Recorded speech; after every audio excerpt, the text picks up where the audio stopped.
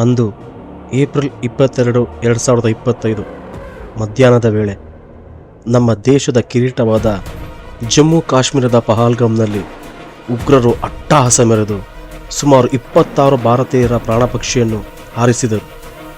ಭಾರತೀಯ ಹೆಣ್ಣು ಮಕ್ಕಳ ಕುಂಕುಮವು ನೆತ್ತರಿನಿಂದ ಅಳಿಸಿ ಹೋಯಿತು.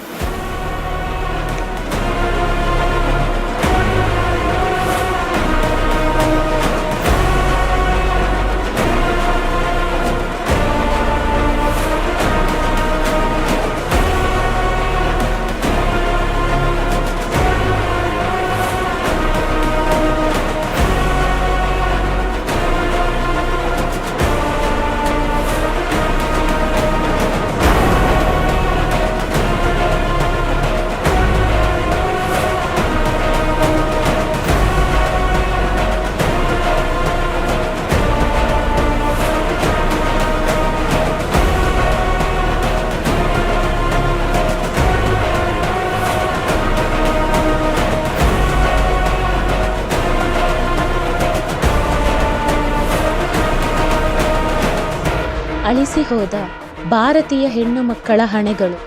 ಪ್ರತ್ಯುತ್ತರವಾಗಿ ಉಗ್ರರ ಹುಟ್ಟಡಗಿಸಲು ಭಾರತೀಯ ಸೇನೆ ಮತ್ತು ಸರ್ಕಾರ ಒಂದು ಮಹಾನ್ ಗುಪ್ತ ಕಾರ್ಯಾಚರಣೆಗೆ ಕೈ ಹಾಕಿತು.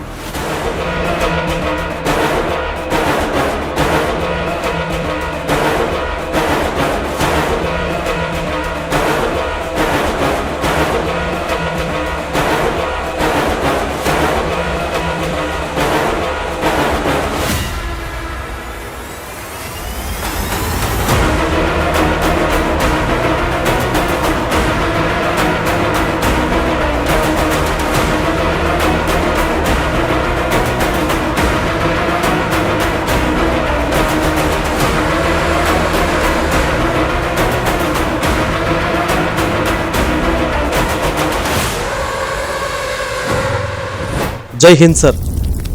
Good news, no casualties. Operation success. ಆ ವಿಜಯದ ದಿನದಂದೇ ನಮ್ಮ ಮಗಳ ಜನನ.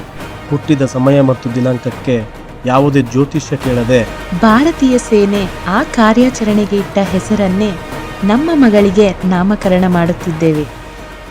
ಇದು ಬರೀ ಹೆಸರಲ್ಲ, ಭಾರತೀಯರ ವಿಜಯದ ಸಂಕೇತ.